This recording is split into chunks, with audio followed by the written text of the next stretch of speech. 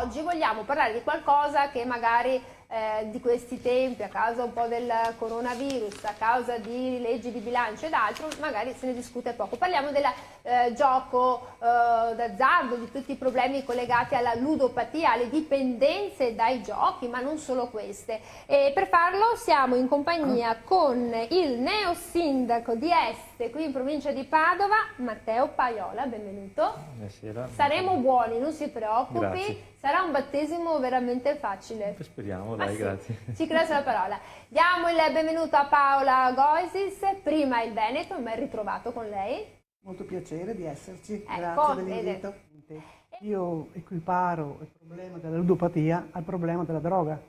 È sempre una dipendenza e purtroppo quando si lascia spazio a tante libertà, o meglio, vengono chiamate libertà, perché ovunque si giri si deve andare dal tabacchino, si deve andare da qualche... Ci sono le macchinette, ci sono addirittura, come ha detto la conduttrice, lo Stato ci guadagna. La cosa grave è proprio questa. Lo Stato che tanto parla dei giovani, che bisogna dare possibilità di vita, dare delle prospettive, cose del genere, poi che cosa fa? Li incita. Alla fine li incita. Perché se i ragazzi miei della scuola escono dal cancello e lì vicino c'è un tabacchino, se loro sono soggetti ad essere dipendenti da qualcosa, sicuramente vanno a giocare e fare questo, le macchinette, come è stato detto. È veramente, come dire, è che lo Stato fa un salasso alle famiglie. Lo sa che sono le famiglie che poi, perché i ragazzini soldi tanti non ne hanno, quindi dove vanno? Dal papà, dalla mamma, dal nonno, dalla nonna, eccetera. E quindi vanno a mettere in difficoltà le famiglie. Senza contare, se poi andiamo avanti ancora, gli anziani. Gli anziani già hanno poca... Vi dico che gli anziani sono stati 3 milioni le persone che hanno dichiarato di aver giocato e poi effettivamente poi in cura nel sistema sanitario, in questi SERD o SERT, perché poi a seconda della regione che vai ci sono 1.200.000, 1.300.000 persone in cura. In cura. È un dato molto importante. È molto importante, ma soprattutto la cosa grave, e addirittura un'altra, è che si finge che non ci sia. Perché? Non se ne parla. Non se ne parla. Chi è che ne parla? Adesso perché abbiamo detto che mettiamo questo argomento all'ordine del giorno oggi, altrimenti io in giro per strada non trovo nessuno che ne parli. Vedo tanta gente, vedo tanti anziani che vanno dentro al tabacchino, che vanno da una parte e dall'altra alla ricerca di queste cose. Addirittura qualcuno mi ha detto, io non ero neanche informata, che ci sono 33 tipi di gratta e vinci. 33 tipi diversi, che vanno da 1 euro, 2, 3, 4, e vanno avanti. Allora, è chiaro che se anche l'anziano che ha appena preso la pensione dice, vabbè, provo, chissà mai che sia la volta buona. Il ragazzo che come diceva Endrizzi, c'è proprio penuria di sussistenza economica, c'è penuria, esatto, c'è un bisogno di soldi. Non c'è niente per dire, per sostenere magari queste famiglie, per sostenere, parlo degli anziani, ma li accomuno ai giovani, ai ragazzi, perché sono le due categorie che sono un po' lasciate a loro stesse. Da parte dello Stato, lo Stato cosa fa? Al di là di dire, vabbè, lo Stato cosa fa? Lo Stato nelle pubblicità, almeno se non mi ricordo male, dice gioca con moderazione. Grazie. Però i ragazzi capiscono gioca, non capiscono moderazione. No, lo dico perché se io dovessi star qui a controllare quando escono, no, le pubblicità, le famose reclame, chiamatele come volete, di tutti questi sistemi, cosa ti dice alla fine? Gioca con moderazione. Gioca con moderazione, ma poi tanti ragazzi non sanno neanche cosa voglia dire moderazione, diciamocelo qua. A quell'età lì, 3-14, ma 18. Ma dov'è il limite della moderazione? Dov'è il limite? Gioca una volta al giorno, gioca 3, gioca una volta alla settimana?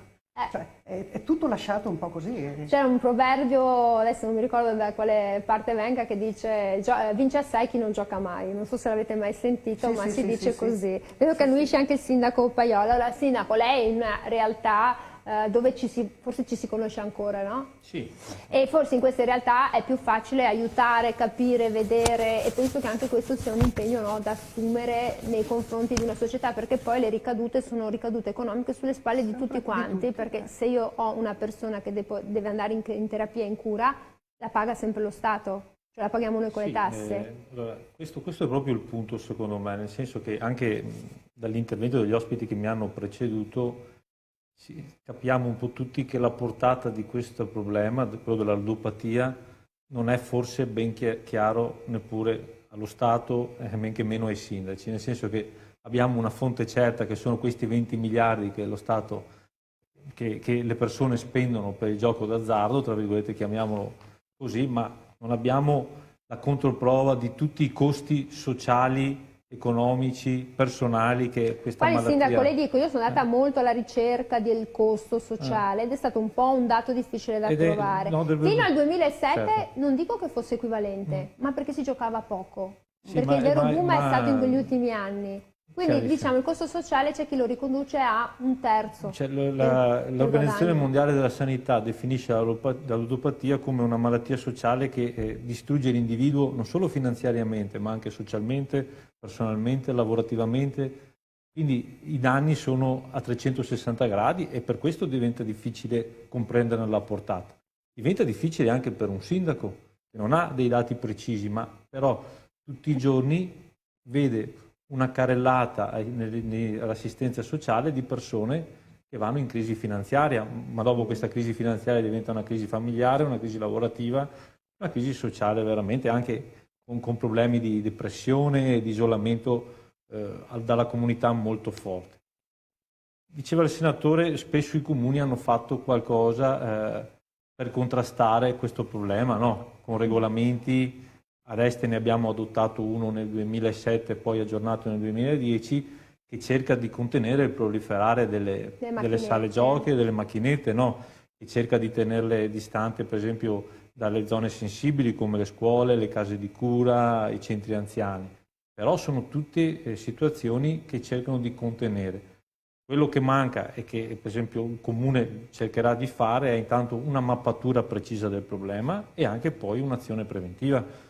Perché di fatto, essendo una malattia... nelle scuole sì, locali ad informare, ecco, certo. Anche nei centri anziani, perché quello è il problema, come diceva la Gosis. Adesso mi metto nei panni di una persona anziana o di una famiglia che ha, voglio dire, un'entrata economica di 1.000 euro, supponiamo così, e si vede poi l'aumento delle bollette, della luce, del gas, gennaio, e dice, in qualche modo provo la fortuna. Ecco. Sì, senza considerare poi che... prima lei ha citato un dato che è quello dell'aumento dei giovani, no? Certo. Non è solo un problema di macchinette, c'è anche il gioco online. Il gioco online, quindi c'è tutto un mondo non emerso completamente e quindi a sensazione è drammatico. Quindi ecco che un'azione preventiva diventa a mio parere indispensabile e va fatta proprio come si deve fare per affrontare una qualsiasi malattia, insomma. Certo, no, ma perché è una ludopatia, è una dipendenza. Non basta limitare, voglio dire, il numero di centri, di sale giochi o di macchinette, non basta, ci vuole... Finché c'è lo Stato che dice gioca con moderazione. Questa è la grande ipocrisia. È dura. Un problema, lo vengo al sindaco. Senta sindaco, quindi come ha capito c'è un problema molto importante, molto generalizzato. Pensa lei, visto che comunque no, è anche nuovo, di ricordare ai suoi cittadini e concittadini che le porte del sindaco sono sempre aperte, che il comune è aperto, è la casa di tutti, no? E quindi questo è importante come feedback per chi ci sta guardando, magari dice sono di Este, può andare a parlare con qualcuno se qualcuno si trova in difficoltà? Allora, io sono sindaco da 40 giorni e le porte della casa comunale, che è la casa di tutti i cittadini, sono sempre aperte. I casi sociali sono aumentati tantissimo negli ultimi 2 anni anche per la pandemia. I casi sociali che stiamo capendo con difficoltà derivano dalla ludopatia, anche questi sono in aumento. Io sono un sindaco insediato da 40 giorni e su questo problema ho degli strumenti che sono ancora molto limitati, nel senso che ho un regolamento che prevede una limitazione e un contenimento sulle nuove sale giochi, però ci sono macchinette in tutti i pubblici esercizi. Ho un'ordinanza fatta nel 2017 che limita l'orario dei funzionamenti delle macchinette, no? Negli orari più delicati, prima della scuola, dopo la scuola, certo, però tutto questo sistema normativo comunale tocca solo una parte del problema, perché per esempio l'online, come dicevo prima, non è assolutamente contemplato. Quindi per me, come dicevo prima, non solo diventa essenziale due cose: capire la portata del problema, e su questo il nostro ufficio di assistenti sociali sta facendo dei corsi. Questo che voglio dire. C'è una rete, sta facendo dei corsi anche per capire la portata del problema. Appunto so che c'è un portale messo a disposizione dall'Agenzia delle Dogane che può darti, se non altro, il dato di quante sono le macchinette e di quanti sono gli importi che, almeno in modo lecito, poi se c'è del nero non lo so, vengono sperperati con la ludopatia e come il gioco d'azzardo. Quindi, fatta questa mappatura, che però mi lascio come quadro parziale, come dicevo prima, diventa essenziale un'azione di prevenzione, perché la repressione, e parliamo di questa è l'ipocrisia, parliamo di una repressione di qualcosa che è lecito, no? Quindi che strumenti hai? Al supermercato comprare una bottiglia di vino o andare in tabaccheria a comprare del tabacco. Quindi non hai, puoi solo fare delle politiche di sfavore, ma insomma sono comunque molto limitate, quindi diventa essenziale, a mio parere, ritorno sul tema, l'attività di prevenzione, insomma, che diceva prima bene il senatore, questa ludopatia tocca un po' tutte le categorie sociali, credo, ma diventa drammatica per chi per esempio ha problemi economici, no? Che vede nel gioco d'azzardo la possibilità di un riscatto o di una risoluzione di un problema. Ma quei 1.800 euro all'anno di cui si diceva prima sono una cifra... Sono tanti. Quanti abitanti fa Este in questo momento? Este fa poco meno di 16.000 abitanti. Fate 1.800 euro per 16.000, sono tanti soldi. 1.800 euro magari per chi sta bene sono tanti, ma 1.800 euro per una persona che ne guadagna poco, e poi i giocatori non sono tutti i 16.000 abitanti di Este, certo. Quindi vuol dire che c'è qualcuno che ne sperpera 10, 15, 20.000 euro all'anno. Ed è lì che poi dopo si inserisce la persona che ti presta dei soldi, esatto. Quindi perdi la casa. E diventa una cosa proprio che ha una portata di dramma sociale fortissimo, perché voglio dire, c'è chi probabilmente, se 1.800 euro la media, spende tutto il suo reddito in gioco d'azzardo, quindi stiamo parlando di questo problema.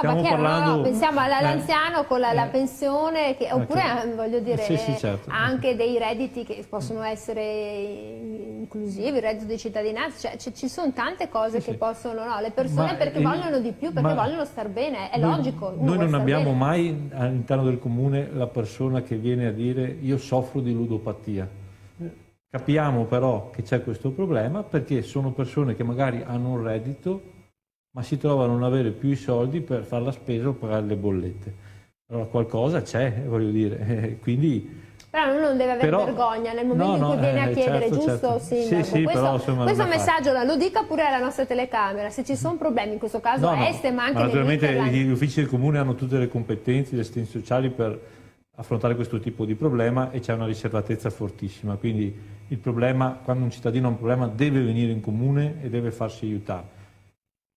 Il tema è che questa ipocrisia di Stato, che poi si scarica sui cittadini e sui comuni, non è facile con i mezzi comunali affrontarlo. No, però intanto qualcosa si riesce a fare, giusto? Quindi una risposta. Quindi in questo caso siamo a Este, ma insomma in generale gli assistenti sociali, gli uffici preposti, chiedere aiuto, io penso anche al medico di famiglia, perché è una dipendenza, cioè non deve essere vista come qualcosa di diverso, dovete farlo. Se siete a casa e volete chiedere qualcosa, noi siamo a disposizione, 049 099 4624, lo so, magari pensate anche una vostra opinione sul gratta e vinci, se ci giocate, non ci giocate, che cosa vi aspettate. Beh, se volete dire la vostra, noi siamo a disposizione. Senta Goisis, a me colpisce molto il dato dei giovani comunque. Esatto, I giovani a me spaventano molto perché sono quelli forse che rischiano di più, come ha detto anche il senatore, poi di finire in gang, baby gang, in situazioni piuttosto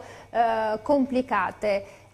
Infatti volevo come possiamo noi aiutare questi giovani? Perché un euro, io vado in edicola e un gratta e vinci me lo compro, e per carità è un euro, ma poi se io tutti i giorni vado e spendo la mia paghetta, è un problema. Esattamente. Allora, volevo sottolineare proprio una cosa importantissima. Certo che se va dal tabacchino e si trova il Million Day, chi è che non va a giocare? È vero o no? E non si sottolinea però un'altra cosa che secondo me è molto importante, soprattutto parlando di giovani, parlando di ragazzi, e che è questa cosa. Io parlando con così un po' di gente ho capito che tante volte non è neanche come dire, il fatto dei soldi che vinci in quel momento, 10 euro, 20, 50, quello che sia. Viene prima la dipendenza, e cioè la dipendenza la dà non tanto la vincita, anche se tanti vanno perché desiderano vincere, ma è il brivido che si prova nel momento in cui dice adesso vado a giocare. Quello è un brivido che deriva dal cervello. Quindi il discorso della prevenzione, che sì, quando ormai il problema c'è già, non puoi quasi far niente, aiutare le famiglie che sono in difficoltà, ma se noi vogliamo salvare i ragazzi, dobbiamo prenderli prima. Quindi proprio a livello... Qual è l'alternativa? Perché guardi, io almeno, non nascondiamoci dietro un dito, prendiamo la città di Padova del Santo, cos'è? È andare a fare lo spritz, cioè, quali sono le alternative che si possono offrire ai giovani? Che cos'è? Cioè, perché se mi guardo attorno non vedo alternative culturali o affascinanti. Mi ha colpito la frase che ha detto che bisogna appunto ai ragazzi far vedere, dare qualcosa per cui siano contenti, siano soddisfatti, siano dei vincitori. Bisogna farli sentire vincitori prima. Quindi magari a scuola non ricavano tanto desiderio di vittoria, di cose del genere, però insomma, proprio lì bisogna... Certo, bisogna puntare lì. Forse bisognerebbe riformare un po' il concetto di sistema a scuola, sì, no? ma non è parlando così. Bisogna intanto che la scuola abbia e continui ad avere il ruolo che secondo me ha perso, e molto. Perché la scuola non è più un luogo di ascolto. Infatti non c'è più. Una volta venivano i genitori a parlare con gli insegnanti e accettavano anche magari determinate situazioni. A me è capitato una volta o due, ma non di più, perché io ho sempre ascoltato molti ragazzi, ascoltavo i genitori. Non è che come adesso aveva paura di essere presa a pugni, che gli arrivava una frattura del setto nasale, li abbiamo visti questi casi. Magari gliela facevo io prima che mi lanciasse il pugno, voglio dire. Ma allora, dei genitori, io dicevo, ho assistito pochi casi, pochi per fortuna, di una mamma che mi viene a dire: ah, ma lei ha dato 4 a mio figlio, ma lei ha fatto qua, ma lei ha fatto... Io ho fatto qua, io ho fatto là. Ha chiesto a suo figlio che cosa ha fatto per prendersi il 4? Allora, parli. Mi è capitato un'altra volta un genitore che viene a dire: cosa vuoi? Sto figlio qua è nato per sbaglio. Allora, sto povero ragazzo che poi era in una scuola in cui facevano, quando c'era qualcuno poi in difficoltà, diciamo, con lo studio, facevano una specie di processo. Allora, il ragazzo là, seduto di là, tutto attorno, tutti i professori. Che incubo. Oh, sì. E tu te vedevi stuttoso, un po' alla volta finiva per terra. Come Fantozzi che scivolava la poltrona. A un certo punto mi sono presa la parola, ho detto: alzati Fabrizio, tirati su intanto e fa vedere quello che vali. Di agli altri insegnanti perché quella materia non ti piace, perché quell'altra tu non la studi, eccetera, eccetera. Fa vedere chi sei. E allora questo qua poverino si è tirato tutto su. Quindi dice, è da lì che si deve partire, come ha detto lui, dargli la sensazione di essere qualcuno, potenti. Di avere la possibilità, di avere delle possibilità, delle capacità. Perché se tu un ragazzo lo umili sempre, non farà mai niente. Il padre che è nato per caso, i suoi fratelli è bravi. Penso che lei tocchi un punto che abbiamo sentito un po' tutti quanti noi nella vita. Però dice, unendo questo discorso, quindi il fatto di creare magari una forma mentis più strutturata, di dire ai ragazzi che i ragazzi valgono non perché vadano a grattare un vinci, ma perché sono qualcosa di importante, sono come quelle famose cellule totopotenti che quando c'è la creazione sono capaci di fare di tutto, forse questo. Magari uno non è bravo in matematica, ma magari è bravo in qualche altra materia, ha delle aspirazioni diverse magari dalla scuola, perché certo. Però insomma, se si potesse già nella scuola mettere insieme le buone prassi delle quali ci ha detto il sindaco Paiola, far sentire questi ragazzini un po' più potenti e forse magari anche ripensare al sistema scuola e inserire argomenti come questo da discutere, da dibattere, fare analisi. Una cosa importante è dare anche delle alternative a questi giovani. Allora, sindaco di Este, è vero, voi avete un comune che magari non è grandissimo, però vi conoscete un po' tutti. Ha fatto l'assicurazione sulla macchina, sindaco? O perché così se la vengono a rigare, perché sanno dove abita. E quindi ai giovani, in questo caso, cosa offre un'amministrazione per, voglio dire, stornarli, distrarli da situazioni che possono essere pericolose, quindi l'abuso di alcol, l'abuso di gioco, tutte queste forme che poi creano dipendenza e problemi che ricadono solo sulle famiglie, diciamoci la verità. Cioè, quindi un'amministrazione come la sua, cosa può fare, cosa si Io più di propone? amministrazione parlerei di comunità intera, nel senso che dietro questa fragilità della persona credo che ci siano tutte le potenzialità, parlo del mio comune, perché la comunità ti dia una mano, no? Este è una città ricca di scuole, dove addirittura le iscrizioni sono in crescita, è una realtà che ha, è una città che ha realtà associative numerosissime, sociali, sportive, voglio dire. Ieri per esempio c'era una giornata della protezione civile che metteva in mostra i propri mezzi. Protezione civile ha un problema di trovare ragazzi giovani che vanno a fare. Penso che un ragazzo che andasse, per esempio, si iscrivesse alla protezione civile, imparare il senso, il gesto di essere a disposizione degli altri in un momento di difficoltà, io credo che quello difficilmente poi resta succube della propria fragilità e si perde nella ludopatia o in altri problemi. Quindi ecco, le opportunità a mio parere ci sono, credo che sia solo il compito nostro metterle in contatto, insomma.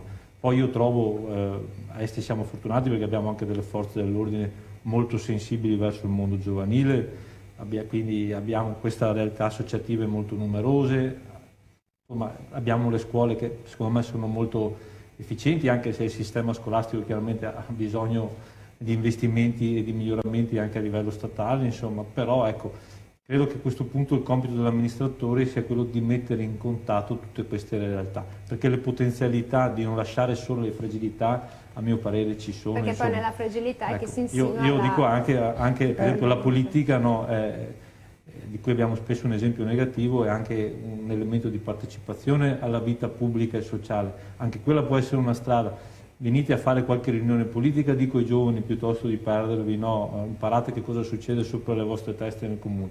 Ecco, io credo che dobbiamo solo mettere in contatto tutte queste possibilità che ci sono. Dire che ci sono, lo sta dicendo il sindaco che c'è, anzi avrebbe pure bisogno di un po' di mani per quanto riguarda l'aiuto per la protezione civile, giusto? Protezione civile, ma ci sono tantissime associazioni benemerite che hanno bisogno di iscritti, no? Voglio dire, anche diventare una persona a disposizione degli altri, credo che ti dia anche a livello umano, ti completi in modo talmente forte che poi le fragilità che abbiamo tutti riusciamo a dominarle. Che poi insomma se una persona a disposizione di un altro, che voglio dire in questo caso penso una persona a disposizione di un altro che lo aiuta a superare anche un momento di ludopatia, facendogli compagnia, magari non essendo ho citato la protezione civile, ma certo, ma potrebbe essere. Senta, il problema di fragilità per quanto riguarda le amministrazioni, chiaramente ci possono essere i giovani da un lato e gli anziani dall'altro. Certo, sì. E anche per loro forse è più difficile perché si vergognano di più, magari a raccontare se hanno difficoltà nella sua esperienza. Ecco, verso gli anziani probabilmente sia più difficile fare un'attività di recupero perché magari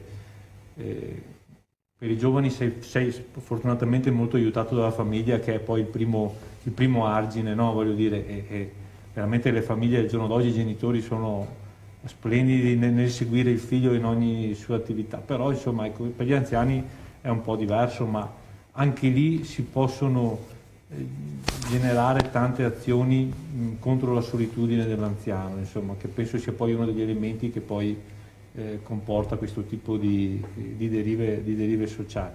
A Este abbiamo varie associazioni anziani, abbiamo anche l'Università degli Anziani da riprendere, insomma, abbiamo tantissime cose, ma comunque fortunatamente la nostra è una comunità medio-piccola, 16.000 abitanti, molto unita, insomma. Diciamoci la verità, Sindaco, manca un po' il filò. Una volta c'era il filò, si trovavano, che non è una brutta cosa, a parte che purtroppo c'è il coronavirus, però potrebbe essere anche un filò mediatico, in qualche modo multimediale, però non è una brutta cosa da rimettere, a parte estinzione, glielo dico perché qua lui ci manca, venivamo a vederla perché era una cosa meravigliosa. Manca anche a noi, speriamo che il Covid ci permetta nel 2022 è primavera, dai, cerchiamo di essere ottimisti alla faccia di tutte le varianti e le controvarianti. Questo è importante. Per quanto riguarda proprio la questione delle dipendenze, Goesis è proprio una contraddizione, l'abbiamo detto subito dall'inizio della trasmissione.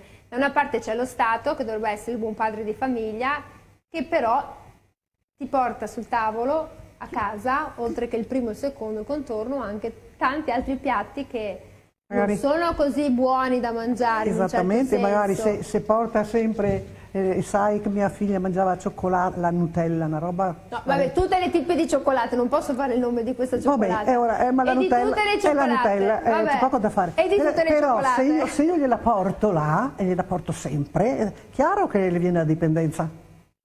Allora bisogna effettivamente stare all'occhio, insomma, e quindi fare in modo che trovino, come si diceva prima, tanti motivi per essere orgoglioso di se stessi. Il ragazzo deve essere orgoglioso di se stesso, altrimenti è facile preda. È facile preda. Naturalmente questo è il lavoro, come stavo dicendo prima, che deve essere un lavoro fatto insieme tra scuola e famiglia. Se non c'è questo aggancio, tutte le cose si possono fare tante cose, certamente, anche il filò. Ecco, però il filò era un modo per stare insieme. C'erano anziani, c'era l'anziano, c'era il giovane, la mamma, il papà, parlava. quello più severo, quello meno severo, e si magari qualche anziano fumava la pipa, ma quella vabbè, ma insomma si poteva in qualche modo. Cioè, ecco, io insisto molto su questo fatto qua. Cioè il fatto di trovarsi. Di trovarsi, ma che ci sia questa unione, ma proprio, e che per ora non vedo però, tra scuola e famiglie.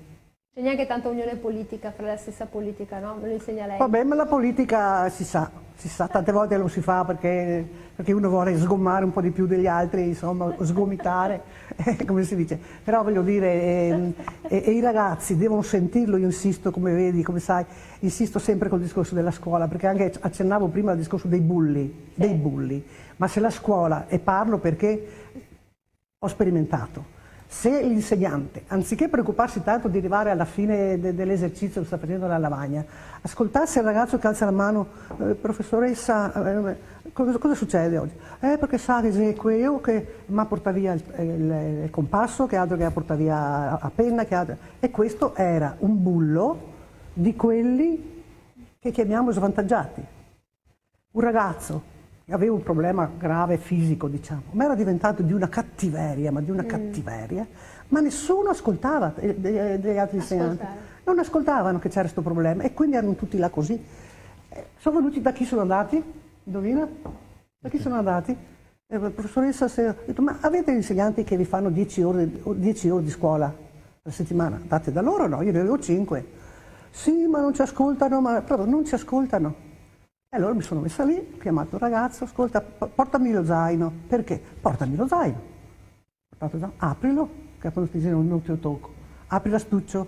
Ora questo compasso di chi è?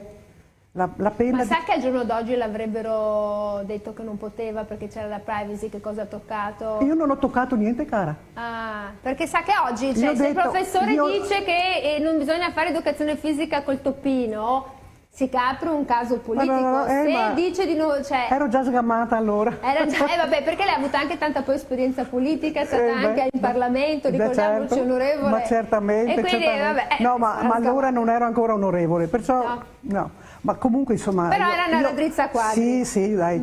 Allora insisto su questo problema che ci deve essere veramente questa relazione stretta. La relazione stretta. Tra scuola e famiglia.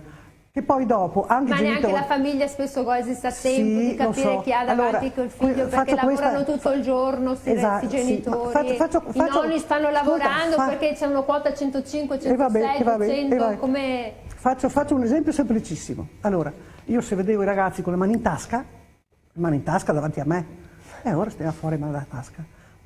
Viene il giorno del ricevimento genitori, e ora viene un ragazzo col papà. Mani in tasca tutti e due. E ora, il ragazzo, ho guardato il ragazzo così, e lui ha subito tirato fuori le mani così. Il papà, come ha visto il mio sguardo, ha tirato fuori subito. Sindaco, voi tenete forte queste linee sul divieto in quelle fasce orarie, perché se malauguratamente un ragazzino con 50 euro se li mangia così, voi tenete duro, Sì, non solo terremo duro, ma anche cercheremo di essere più severi in futuro. Purtroppo ma anche con l'anziano, cioè. Beh, insomma. Secondo me dovete evitare il giorno della pensione, le sale sono chiuse. Bisogna sicuramente fare uno sforzo complessivo di bella controllo. Bella idea. Giorno di consegna di pensione, quelle sale chiuse, sono chiuse. Ripeto, sono purtroppo poi col freddo non escono. Cioè, il limite repressivo funziona poco. Per esempio, do un dato giusto per chiudere. quando è stata fatta l'ordinanza poi di vietare alcuni orari, per alcuni orari il funzionamento delle macchinette, le sanzioni erogate sono poche, no? 50 all'anno pre-Covid, insomma, quindi per gli esercizi che usano queste macchinette, voglio dire, il danno economico è minore, quindi spero che lo Stato, insomma, oltre nel rivedere questa... Innalzi dia anche la possibilità ai sindaci e all'amministrazione di avere anche degli elementi in più, insomma. Non è facile. Gli strumenti. Goisis, noi concludiamo, lei è sempre forte battagliera. Sempre? Sempre, mi raccomando, Est in fiore, lo intudi. Io ringrazio Matteo Paiola, sindaco di Este, qui in provincia di Padova, per essere stato con noi. Grazie a Paola Goisis, prima il Veneto, anche lei per essere stata con noi. E grazie.